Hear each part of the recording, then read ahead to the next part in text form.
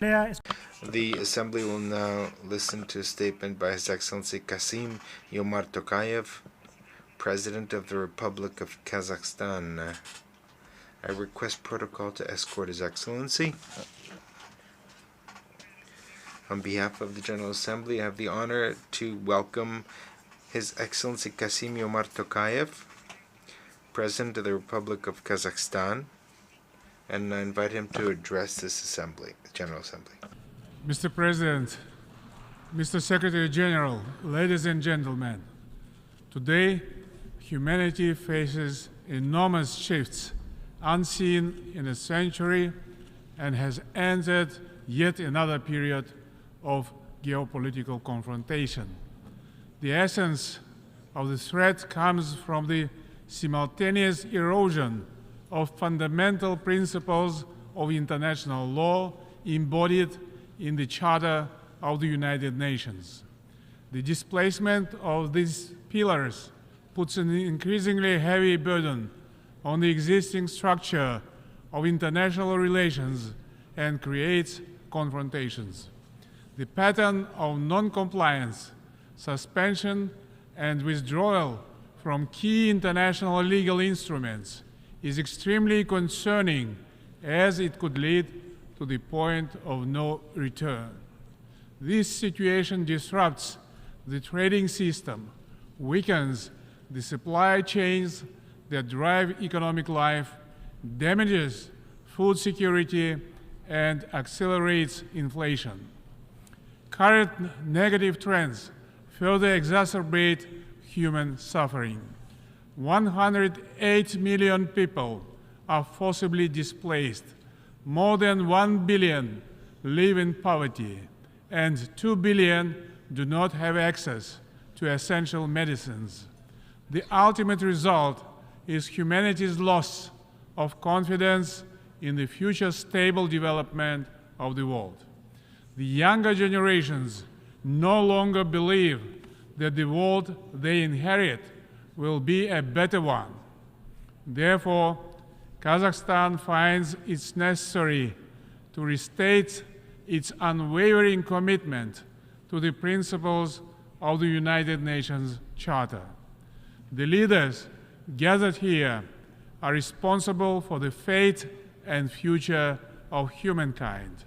Yet, as we approach the United Nations 80th anniversary, we have come almost full cycle to the organization's point of departure. The resolution of political issues by force, in fact, results only in deadlock. Dialogue is the only way to create a conducive environment that enables agreement on new principles and norms. Despite best efforts, conflicts persist in many regions of the world. We urge all parties to seek diplomatic solutions to the conflicts based on the UN Charter and universally recognized international law. In this regard, Kazakhstan commends all efforts and plans proposed by different states and groups of countries in support of a political settlement of the Ukrainian crisis. Diplomacy and dialogue should always prevail in seeking the resolution of international disputes. We must therefore together exert the greatest efforts to stabilize the only system of global institutions we have. We will not succeed in tackling these challenges without a comprehensive reform of the Security Council. It's an urgent need of our time that meets the interests of the vast majority of humanity.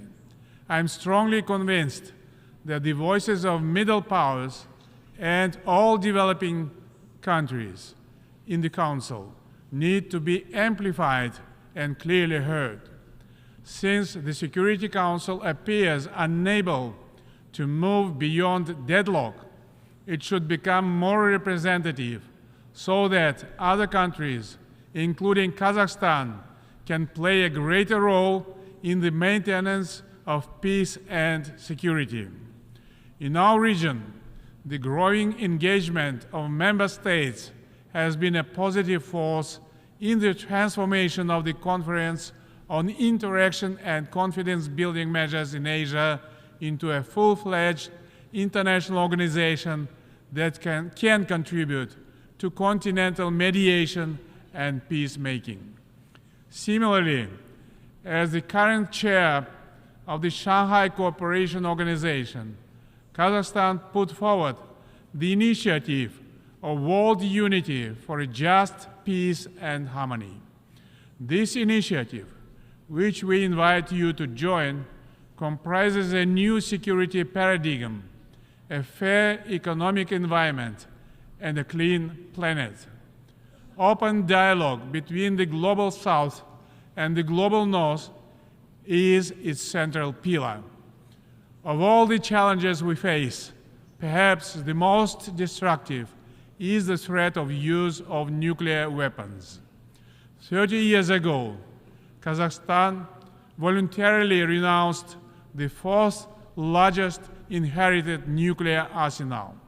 That's why the logic of the nuclear agenda must be reversed. Only mutual trust and cooperation between nuclear powers on the path to a world free of nuclear weapons can produce global stability. In this context, Kazakhstan declares its continuous commitment to the Treaty on the Prohibition of Nuclear Weapons. We support the development of new mechanisms in the field of disarmament and non-proliferation. A strategic plan for the complete renunciation of nuclear weapons by 2045 could well be the most significant contribution to the global security of this generation of leaders. At the same time, COVID-19 has painfully illustrated our vulnerability to future biological risks and threats.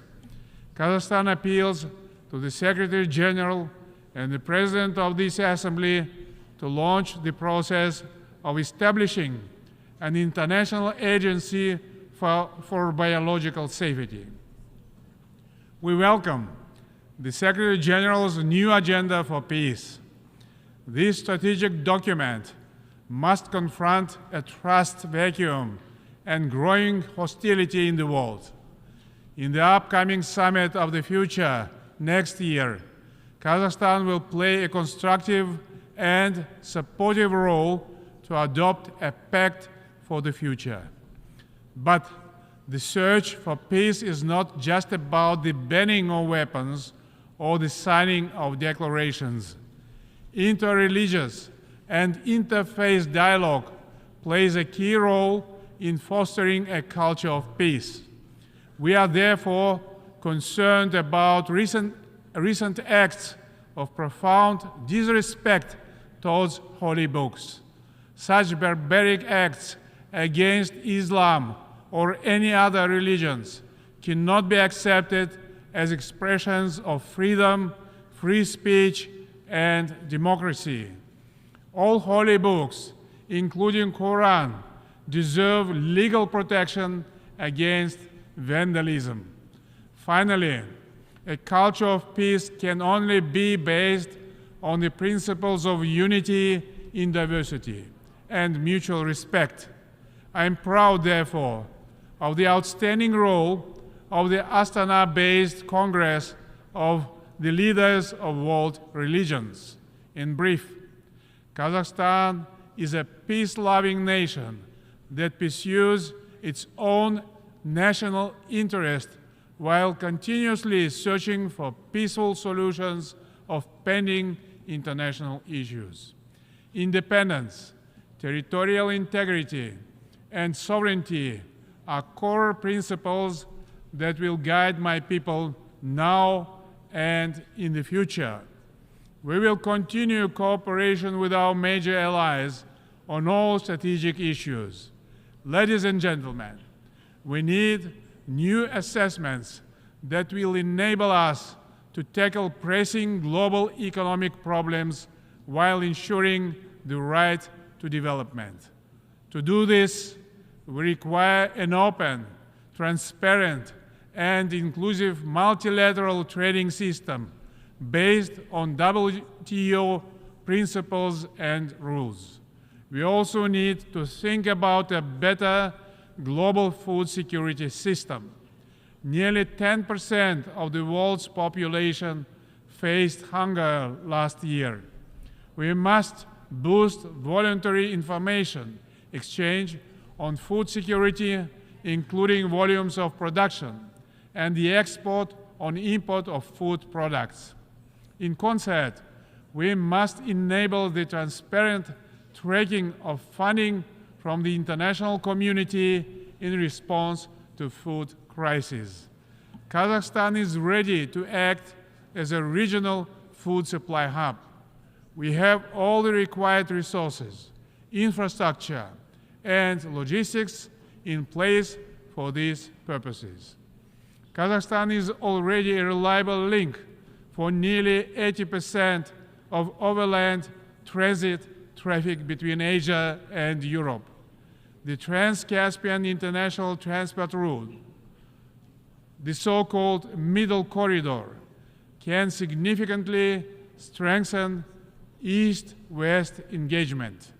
This route could increase the pace of trade between critical markets, cutting by almost half the amount of time required to transport goods via the maritime route. Dear friends, the urgency of climate action risks to become a cliché. But it is a dangerous cliché because immediate, effective, and transformational steps are urgently required to prioritize environmental protection. Central Asia is one of its front lines.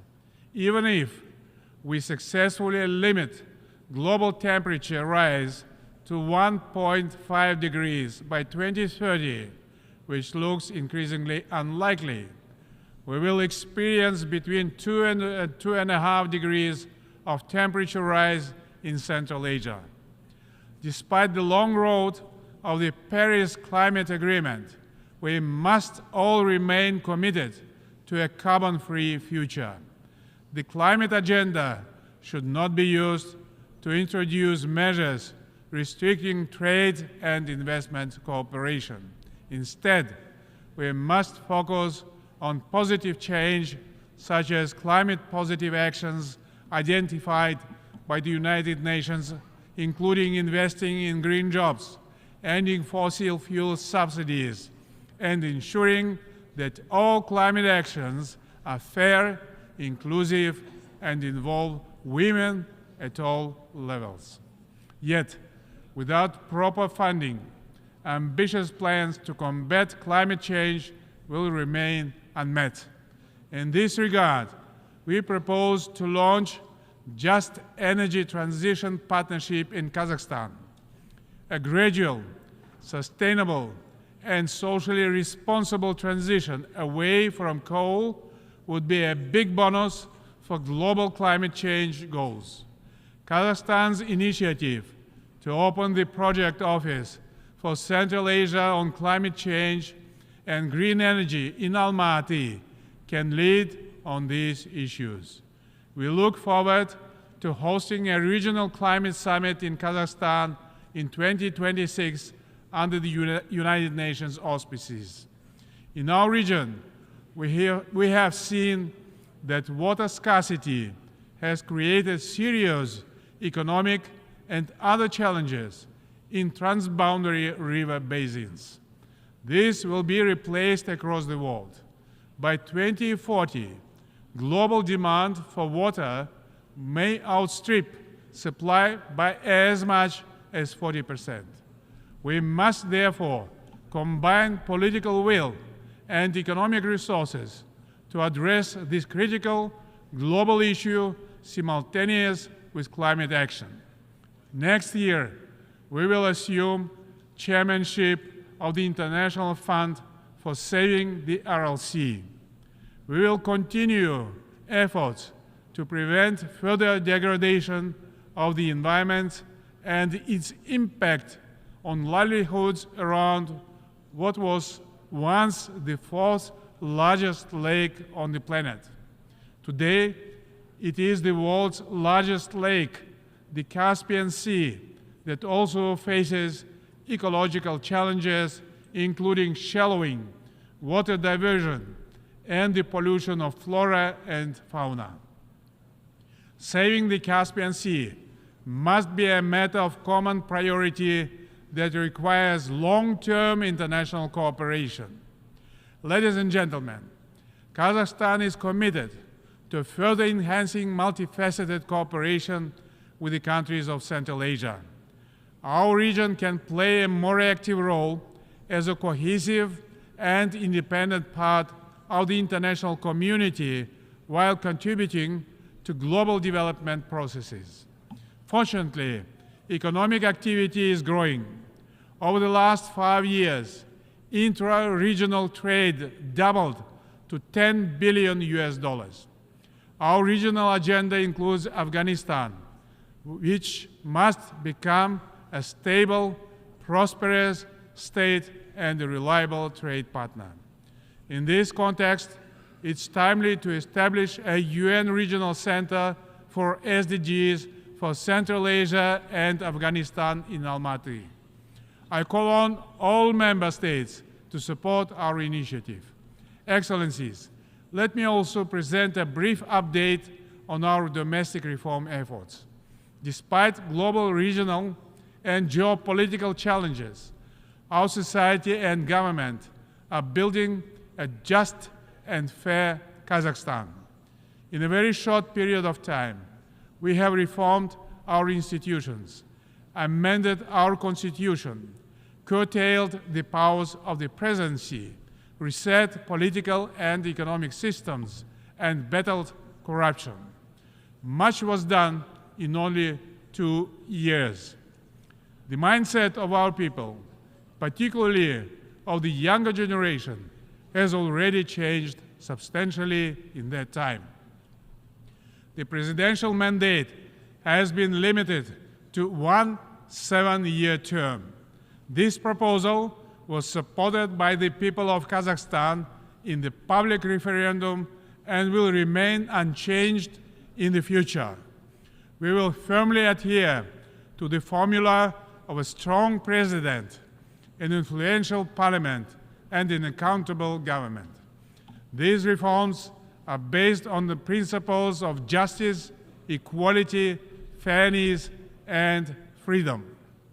It is my personal credo that the rule of law must prevail in all circumstances. We understand that only political reform and investments in human capital can make our economy more resilient and robust. Kazakhstan has made significant progress in achieving gender equality and empowering women and girls. We introduced a 30% quota for women, youth, and persons with disabilities in the electoral party lists. It will allow them to participate more actively and equally in the political life of the country. In my recent State of the Nation address, I have presented a new economic policy that is designed, first of all, to provide all citizens the necessary opportunities for decent life. We are giving great attention and value to young people who work hard and, with the support of the government, will contribute to the sustainable development of the country and its leading position in international fora. The health, well-being, and good education of the younger generation are key priorities of Kazakhstan's state policy. I place my hope in the younger generation. They will drive our country into the future. At home and abroad, we are working for that better future. Let us rekindle the spirit of unity and collective action that underpins the United Nations. Let us remember that our shared commitment to a better world transcends our differences.